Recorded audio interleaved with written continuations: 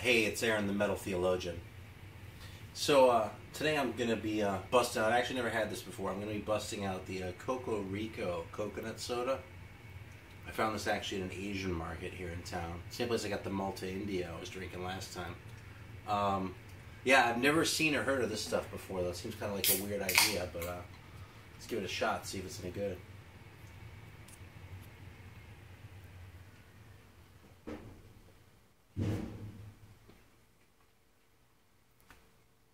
Pretty tasty. I don't know how coconutty this thing is. I'm trying to read the ingredients here. Oh, high fructose corn syrup. Got the HFC going on. You know, it's weird. In my hand, it feels like there'll be some little coconut chunks in the bottom too, like some of those weird, like Chinese drinks. But I don't know. Anyway, another episode of 5 Random Records. So, got my trusty Hamburg here. I'm going to get these things going. And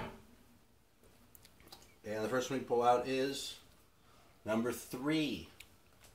So let's go right to number 3 and see what goodies are in store for us.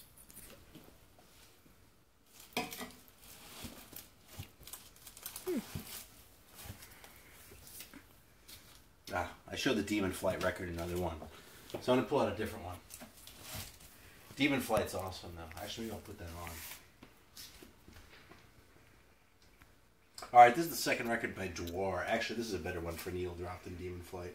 First of all, how awesome is that? I mean, that's what you want in a fucking record, is that right there. This is actually a reissue. I have an original of the first one. I'll go ahead and pull that out. Starting Over. Also with a very weird cover. And this stuff is early, too. Look at that. It's like, this one's like 79, I think, or 80. This one was a few years later. These are both private pressings, but this one is a reissue that came out not all that long ago. Shit, I don't remember what the label was. But I'll probably say on the label, and I'm going to fire this bad boy up, because you ought to hear a little bit. This is a weird, weird band. I don't even really know what to say about them. And, yeah, Drag City did this, actually. There you go. It's more of a punk label, really, but, this record is, it's kind of a borderline metal entry in a way. Not so much this one as the first one, but, you know, it's, kind of ends up in here more because I don't know where the hell else to put it than because it's just like, you know, Iron Maiden or something like that. So let's see how this sounds. Ugh.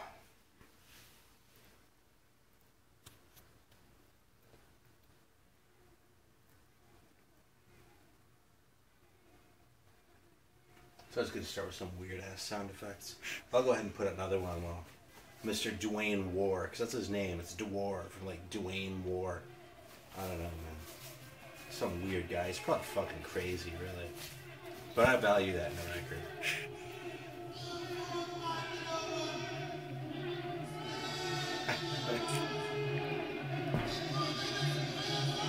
This is pretty epic.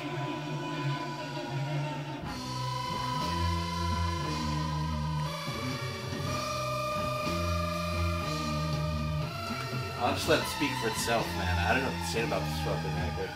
Except that it's awesome. I love this shit. I'm talking about it like it's Bizarro Land shit, but only in a good way. Listen.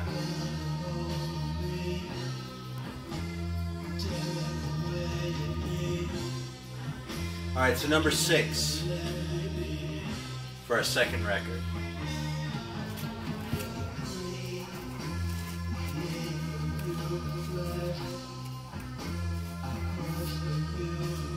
I was afraid I'd pull this one out. This record I wasn't really crazy about. This is the Max Havoc record. Yeah. Bill Ward is the associate producer. I don't know, man. This looks like he really wanted to be cool, but it wasn't really all that cool as I recall. So, yeah. If I don't pull out a better one than that, I'm gonna... I might pull out 6.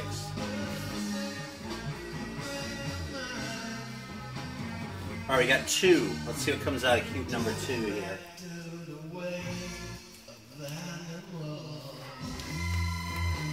It's so weird, man. Alright, what do we have here? Oh, I showed this before, too. Hey, did y'all figure out what where that figure right there comes from? Actually, I'm just going to go ahead and show this off. Hang on one second.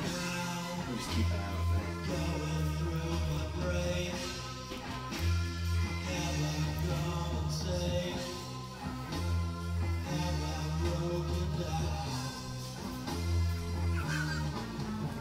That's funny. Get that out of the way. Alright, I didn't talk about this in the in my Ironworks video, or Metal Storm, I guess. But if you see that demon flying around right there, and compare that to this one right there, that was a deliberate tribute. So there you go. That's where that came from. Since we didn't follow, I never closed the loop on that thing from the earlier videos, so I just solved the mystery for you.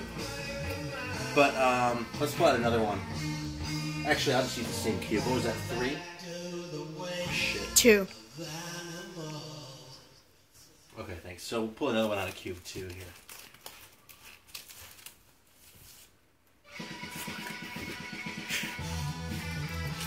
That was the Centaurus record. I showed them the same one. Oh, there we go, man. Look at that. First Celtic Frost. This is not the noise press. This is the Metal Blade press. So it's a full-length LP.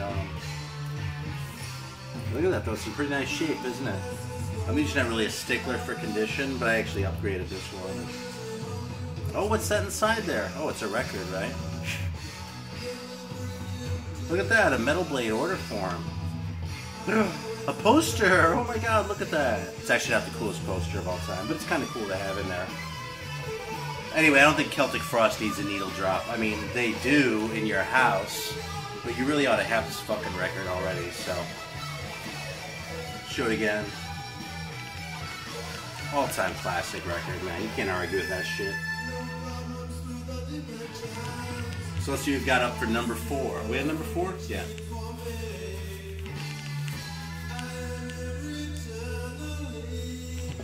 Alright. Oh, we got number 2 again. That's good. I don't have to walk a lot. Oh, shit. Dark Sun. Alright, this band kind of sucks. But they're kind of entertaining. That's a pretty funny cover, right? This is a German band on the Wishbone label. Actually, no, this is Rockport. The first one was on Wishbone. Actually, the first one has one of the funniest covers ever. Let's see if I can find that shit.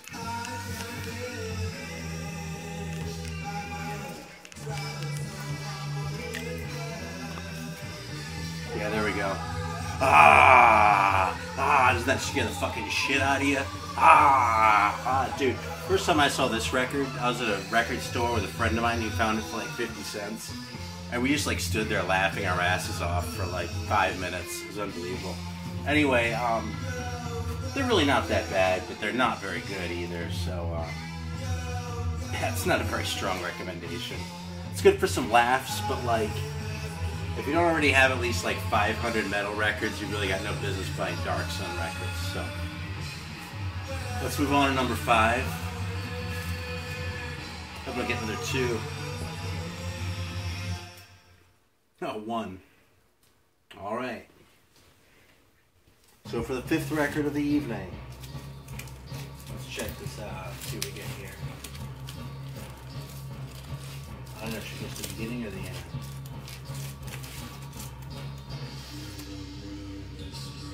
I showed this one already too, man. It's the first Bitch record. This is a cool record. It's a new wave of British heavy metal compilation by Bleak House. They put out 2 singles. I've only played this like a couple times. This is Buried by Time and Dust, though. They always do a great job with this stuff. So it has a lot of songs. It has this obi, it has a gatefold and insert and shit. I'm gonna pull out another one anyway, just to throw it with it. That's a pretty cool record, actually. Backwater, Revelation. There's another German one, if I'm not mistaken. It's on the Disaster label as well. And pretty thrashy, as I recall. Very heavy, and it's early, too. It's 84. Yeah, I haven't played this in a long time, though, either, so I actually don't really remember. But That's kind of a classic record. It's kind of a cool one. See, I'm saying it's classic, but I haven't played it in a long time. So I'll just do a quick needle drop. What the hell? That's funny. I pulled that one out because I wasn't satisfied with the Bleak House, but the Bleak House is probably more my taste these days. But let's see, because I don't really remember.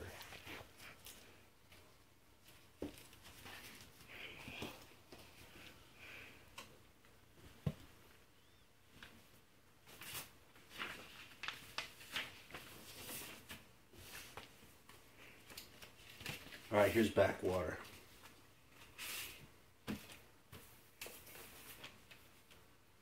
It's a cool looking label.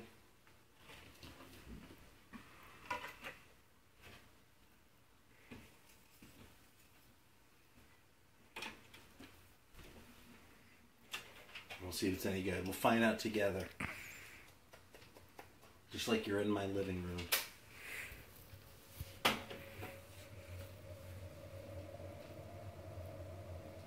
I probably talked too much shit about this Bleak House. This actually, I didn't talk any shit. I said it was good, but this is a really cool record. It's totally worth checking out.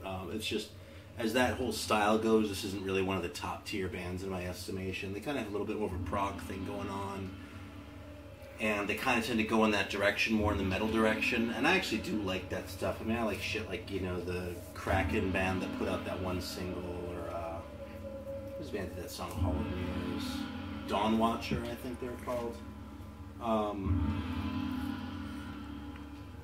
mean, obviously Merciful Fate is proggy as hell, but they're just a little bit soft, you know, more like Boulevard heavy than like, even like Trident, let alone like Venom or something like that.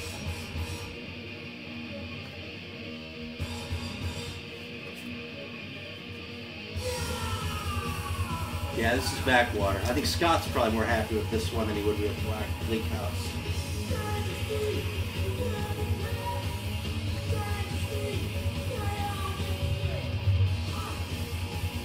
All right.